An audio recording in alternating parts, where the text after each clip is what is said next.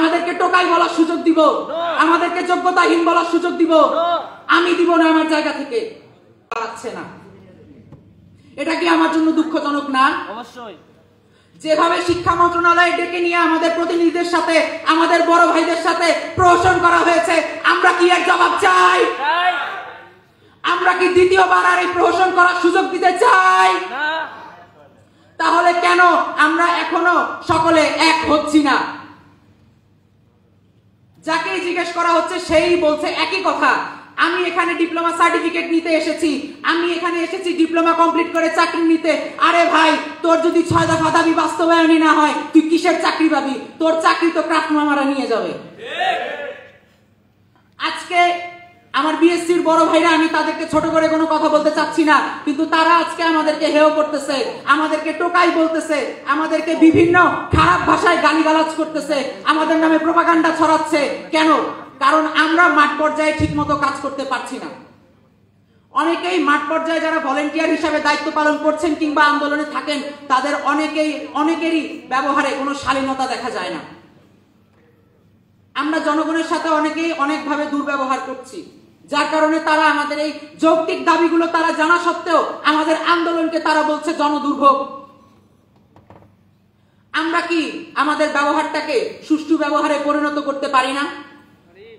আমাদেরকে বলা হচ্ছে আমরা এসএসসি ফেল করে তারপরে পলিটেকনিক গুলোতে পড়তে আসছি। আপনারাই আমার এই প্রশ্নের উত্তর দেন, মাদার টেকনোলজি গুলোতে চান্স পাওয়ার জন্য জিপিএ 5 ছাড়া কি চান্স পাওয়া সম্ভব? জিন্দেগিতে না। তাহলে কিভাবে তারা আমাদেরকে বলে যে আমরা এসএসসি ফেল করে এসেছি? তারা ডবল এসএসসি ফেল।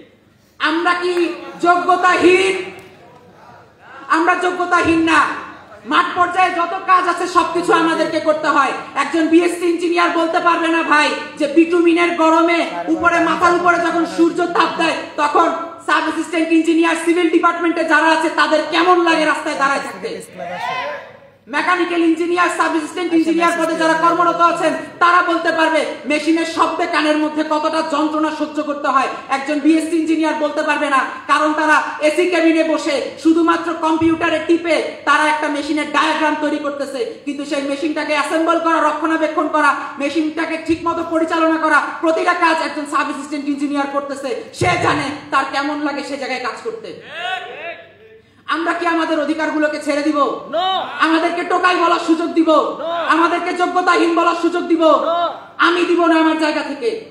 আমি আজকে থেকে এই মুহূর্ত থেকে শপথ নিচ্ছি, আমি আগেও কারিগরি ছাত্র আন্দোলন বাংলাদেশের প্রতিটা কর্মসূচিতে আমার ভাইদের সাথে ছিলাম, এখনো আছি, আগামীতেও থাকবো। আপনারা সকলে কি আমার সাথে এই শপথ নিতে প্রস্তুত? আপনারা কি আপনাদের শেষ রক্তবিন্দু পর্যন্ত লড়াই করে যেতে চান? আজকে রাজু ভাস্কর্যের সামনে দাঁড়িয়ে বলা হচ্ছে ডিপ্লোমা প্রোগ্রাম কি, বহির্বিশ্বে কেউ এটা জানে না। আমি তাদেরকে বলতে চাই, আপনারা জাপানের বিষয়ে একটু খোঁজ নেন, আপনারা চায়নার বিষয়ে খোঁজ নেন, আপনারা জার্মানের বিষয়ে খোঁজ নেন, কানাডার বিষয়ে খোঁজ নেন, অস্ট্রেলিয়ার বিষয়ে খোঁজ নেন। কানাডাতে, অস্ট্রেলিয়াতে ডিপ্লোমা প্রোগ্রাম হয় 2 বছরের।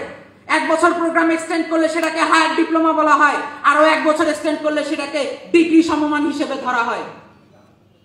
আর আমরা 4 বছর স্পেসিফিক ফিল্ডের উপরে ডিপ্লোমা করার পরেও, প্র্যাকটিক্যাল গুলো করার পরেও, জব গুলো করার পরেও, ইন্ডাস্ট্রিয়াল অ্যাটাচমেন্ট গুলো করার পরেও আমাদেরকে বলা হয় আমরা মাত্র এইচএসসি পাস।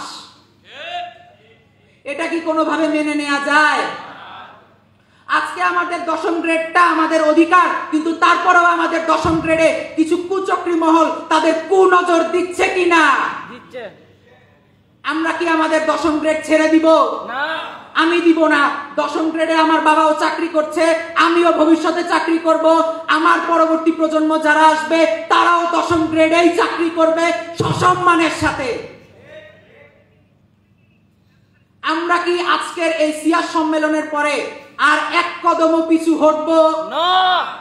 আমার প্রত্যেকটা সিআর ভাই বোনদের কাছে আমার একটাই অনুরোধ থাকবে, আপনারা আপনাদের ক্লাসের প্রতিটা সাধারণ শিক্ষার্থীর সাথে 6 দফা দাবির বিষয়ে কথা বলুন।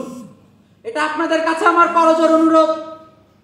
আমি আমার ডিপার্টমেন্টে যথাসম্ভব সচেতনতা সৃষ্টি করার চেষ্টা করে যাচ্ছি আমার পক্ষ থেকে। আমার বড় ভাইরা আমাকে সাপোর্ট করছেন।